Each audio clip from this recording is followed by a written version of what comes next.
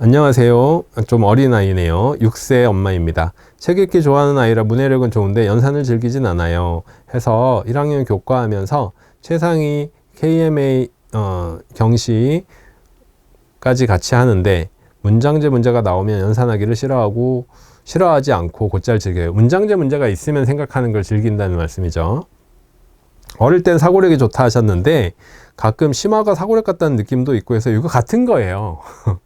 네, 그 다시 말씀드릴게요. 그래도 유아 사고력은 다시 하고 넘어가야 하나요? 무리 없이 좋아하면 이대로 해도 되나요? 이야기가 들어있으면 좋아하는데 연산만 나와 있는 문제집은 한쪽 풀기도 힘들어하고 문장제가 있으면 앉아서 4, 50문제도 곧잘 해나갑니다. 어쩌죠? 구멍이 나려는지 첫 아이라 고민입니다 하셨어요. 이런 아이가 사고력 해야 되거든요. 원래 제가 연산 뭐라고 말씀드려요? 연산은 수학적인 머리가 있어서 연산에 문제가 없는 어린아이들, 초등학교 한 1학년 수준까지 또는 한 2학년 수준까지는 연산 안 해도 됩니다. 생각하는 거 즐기고 하는 아이들은 심화 문제 생각하는 걸 즐기고 그렇게 해야 애들이 수학을 재밌게 공부할 수 있어요. 그렇게 머리 좋은 아이들에게, 수학 좋아하고 즐기는 아이들에게 단순하게 연습하는 것만 그게 중요하다고 하니까 그걸 우선으로 놓고 계속 반복시킨다? 아이가 수학이 질리고 재미없어지겠죠. 그리고 힘든 시간이 되겠죠. 그것보다는 심화를 할 수 있는, 근데 여기에 이제 최상위하고 경시 문제도 풀리고 한다고 하셨잖아요. 그러면 돼요. 사고력을 하자라는 건 이런 차원이에요. 교과 문제집이 초등학교 1학년, 2학년의 교과 문제집의 교과의 개념들 자체가 폭넓거나 깊이 있는 내용이 아니에요. 그러다 보니까 심화서 최상위는 그 개념에서 엄청 심화되게, 그러니까 이제 엄청이란 말 빼고 심화되게 어렵게 이제 어려운 문제들, 생각을 요하는 문제들을 내는 거죠. 근데 초등학교 1학년 경시대의 문제들을 봐도 사실 1학년 수준은 경시도 그렇게 높지 않아요. 이 정도는 기본 이해만 돼도 하겠는데? 이런 문제들이란 말이에요. 그래서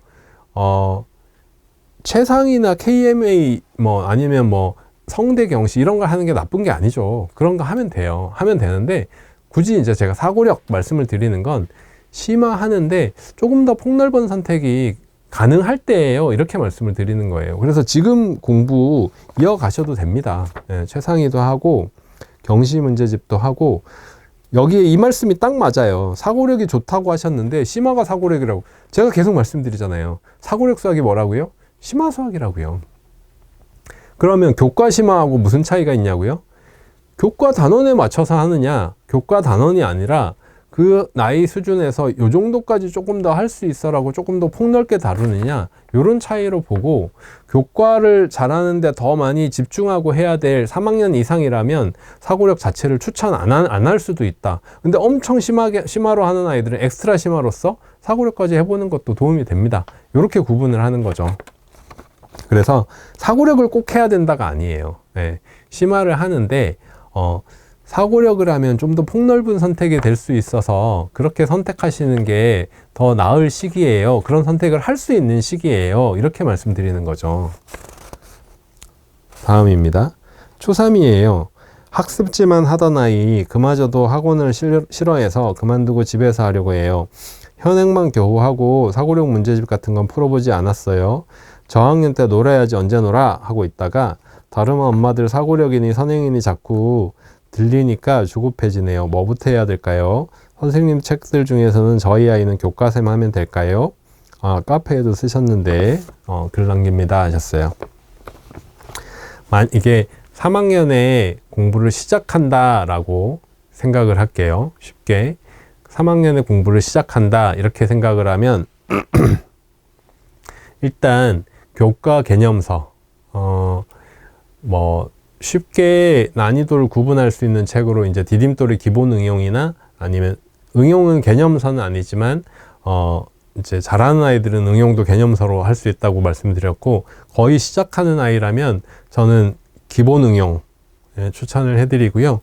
기본도 있는데 왜 기본보다 기본 응용을 추천해드리냐면 기본은 정말로 그 생각을 하는 문제가 많지 않아서 배운 개념을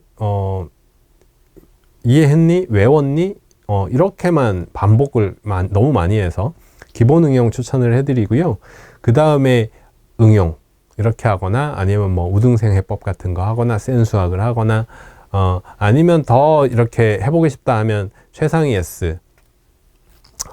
제가 이제는 따풀을 하라고 말씀을 드려야 되는데 네. 그리고 기본서 하고 초3이네요. 따풀 하세요. 네, 심화서로 따풀 하세요. 동영상 강의 제가 다 아이가 먼저 보고 할 수 있게 하고, 그리고 저희가 따풀이라는 책에는 뭐도 할 거냐 하면 심화서잖아요. 근데 심화는 어떻게 해야 된다고 시작하면서 말씀을 드렸어요. 심화서의 문제가 유사한 문제를 풀기가 너무 힘들어요. 심화 문제도 그 문제를 풀고 이해했는지 연습해보고 해야 되잖아요. 여기 지금 오늘 사연들 중에 심화 문제의 가장 큰 어려움이 뭐냐 하면 오답 노트로 이 문제가 외워진다 이런 거잖아요. 심화 문제집은, 심화 문제는 비슷한 유형의 문제를 충분히 네다섯 문제, 네다섯 문제? 따풀도 그 정도는 들어가지 않지만 어쨌든 네다섯 문제까지 풀어보면서 내 거로 만들어야 된다고 생각하는데, 심화로 가면 갈수록 문제가 개별적으로 한 문제씩만 나와 있잖아요. 그렇게 안 되게 하려고 책에 문제들이 이제 세 단계로 거쳐서 문제들이 있고, 그 다음에 QR코드를 찍으면 그 문제도 부족한 아이라면 유사 문제도 저희가 다 연습 문제로 올릴 거예요. 지금 출간을 하고 나서 뒷작업을 뭘 하냐 하면 심화 문제들 중에서 아이들에 따라서 요 유형이 어렵다. 그럼 연습을 해야 된다. 그 다음에 오답이 나왔다. 이건 반복해야 된다가 있으면 QR코드를 찍어서 이제 파일을 받으시고 그 파일을 프린트하거나 아니면 태블릿 같은 데서 보면서 풀어볼 수 있도록 유사 문제들을 원래도 문제들이 몇 문제씩 있는데 또 제공을 하려고 해요. 그렇게 디자인을 해놨어요. 책 구성을. 그래서 유사한 문제들을 많이 풀어봐야 됩니다. 경시 교재는 저희는 없어요. 네. 유사한 문제를 많이 해봐야 돼요. 그래서 지금 초3 아이가 이렇게 이제 시작한다라고 하면 교과 개념서 하시고 심화서로 따풀 하세요. 따라하면 풀리는 수학 하세요. 그렇게 아이가 충분히 할 수 있는 책이니까 그렇게 하시면서 교과를 기본으로 놓으시고, 그리고 초3이면 연산도 하시기를 일단 추천해 드립니다. 여기 교과샘 하면 될까요? 라고 물어보셨는데 원리샘이 제일 기본서긴 해요. 근데 원리샘은 호흡이 좀 길어요. 그래서 원리샘을 하기를 추천을 해드리는데, 왜냐하면 단계적으로 되어 있어서 추천은 일단 원리샘을 해드리고요. 아이가 길게 끈기 있게 못한다라고 하면 교과샘을 선택하세요. 교과샘, 그 다음에 교과 기본, 그 다음에 따풀 이렇게 가게 하시고, 만약에 원리샘을 하실 수 있으면 원리샘을 평소에 꾸준히 할 수 있도록 원리샘을 해주시고, 그 다음에 교과 기본, 따풀 이렇게 갈 수 있게 해주시면 되고요. 여기 이제 댓글에 이렇게 질문해 주셨네요. 기본 응용, 따풀 최상위 정도면 될까요? 했는데 이거 4권이나 돼요. 한 권 줄이셔도 될 것 같아요. 기본 응용하고 응용 없이 따풀 최상위 해도 될 거라고 생각하고, 실력이 좀 되는 아이는 응용 따풀 최상위 해도 될 거라고 생각하고요. 6세는 탑사고력수학 K단계 하세요. K단계. 그리고 초3 어머니께서 이제 지금 마지막 사연 중에서 사고력 문제집 이런 부분들, 사고력 문제집은 크게 미련 안 두셔도 됩니다. 앞에 말씀드린 것처럼 사고력 문제집은 심화 문제집이고, 이거는 제가 계속해서 강조드리고 매주 방송하면서 말씀드리는 거예요. 사고력 문제집은 심화 문제집이고 제 학년에 맞는 심화 문제집을 하면 됩니다. 근데 사고력이 제 학년에 맞는 심화 문제집 중에 초등학교 한 2학년 정도까지 선택하기가 수월한 학습 환경이 되는 거고, 3학년 이상은 교과 심화도 잘 하는 아이들이 하는 엑스트라 심화 문제집으로 보시는 게 맞습니다. 사연에 대해서 제가 좀 길게 말씀드린 게 하나하나 전 되게 어렵다라고 생각을 했어요. 쉽지 않은 사연들이라고 생각해서 그랬고요. 지금 제가 앞으로 돌아가진 않고 지금 질문 보이는 거에 대해서 몇 가지라도 답변을 한 20분 정도 해보도록 하겠습니다. 수능 수학 1등급 받으려면 고등 언제 들어가야 할까요? 이게 정량화가 안 돼요. 정량화가 안 되고요. 예를 들어서 의대를 목표로 하는 의대반이다 하면 학원들은 고등학교에 가서는 다 킬러 문제라고 하는 심화 문제만 풀 수 있게 중학교 끝날 때 이미 고등 진도를 다 끝내 놓습니다. 이 정도면 대답이 될까요? 근데 예를 들면 이제 저희 아들 같은 경우는 공부도 별로 안 했고 어릴 때부터 하긴 했지만 중간에 공백도 있었고 열심히 하는 아이도 아닌데 고3인데요.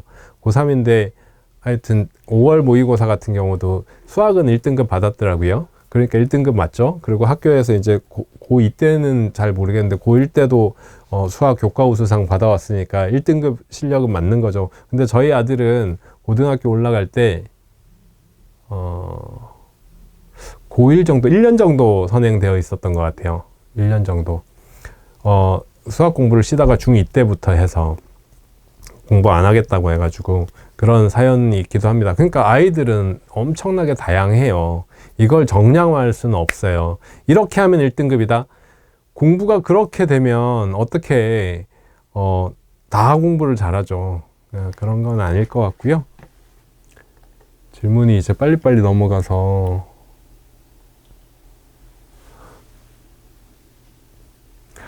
왕수학 최상위는 어떨까요? 최상위 대신 왕수학이요. 출판사마다 심화교재로 생각하시는 거예요. 디딤돌 최상위만은 좋다고 말씀드리는 건 아닙니다. 근데 이제 제가 디딤돌을 좋아하는 건 저의 어떤 그 개인적인 취향이에요. 이 책이 더 좋아 이거보다는 뭐 디자인이라든가 뭐 이렇게 나눠져 있는 거라든가 수업하기도 되게 편했고 그래서지 다른 회사 책보다 뭐가 뛰어나다 뭐 이런 부분은 아니에요.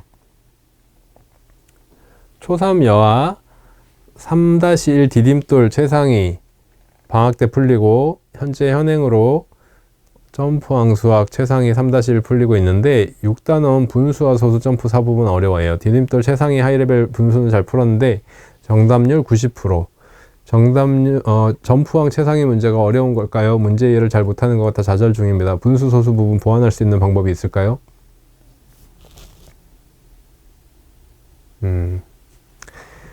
분수 소수 지금 아이가 전반적으로 잘했는데 그 단원만 어려워했다고 하면 분수 소수 자체를 잘 못 이제 심화에서만 그랬다고 하면 분수 소수 자체를 이해를 못해서가 아닐 수도 있어요. 제가 이런 거 아까 설명해 드렸잖아요. 어떤 심화 문제에는 그 심화 문제들이 가지고 있는 아이들에게 요구하는 것들이 있습니다. 교과에 나오지 않은 거. 분수와 소수를 이해를 했어도 이거를 푸는 기술을 몰라서 그럴 수도 있어요. 예를 들어 그림을 그려보면 기가 막히게 풀린다던가. 대부분의 분수 문제는 그림 그리면 풀려요. 3학년 수준은. 그림으로 잘 표현을 하면 조건들이 눈에 들어오고 이런 것들이 있어요. 그래서 이 아이도 따풀 풀어보라고 하고 싶은데 너무 제 욕심이겠죠. 모든 걸 따풀로 돌리면. 어쨌든 분수 소수 자체의 문제가 아닐 수도 있어요. 전반적으로 잘해왔다면 그리고 심화에 가서만 그렇다면 그 심화의 분수에 관한 문제가 아이에게 요구하는 뭔가 있어요. 그래서 지금 말씀하신 그 안 풀린 문제들에서 아이가 뭘 모르는 건지 뭘 못하는 건지를 찾아내는 게 우선입니다. 분수 소수 단원을 다시 하는 거 아니에요. 이거는 좋은 처방이 아니에요. 틀린 문제들을 모아서 이 틀린 문제들을 그게 이제 오답관리잖아요. 틀린 문제들의 이해가 분명하게 되고 비슷한 문제가 풀리도록 해주는 거죠. 엄마가 만약에 여유가 되신다면 그 문제들을 비슷하게 한번 만들어 보세요. 몇 문제 만들어서 이거 한번 다시 풀어봐. 그렇게 해주시는 게 저는 훨씬 좋은 처방 같아요.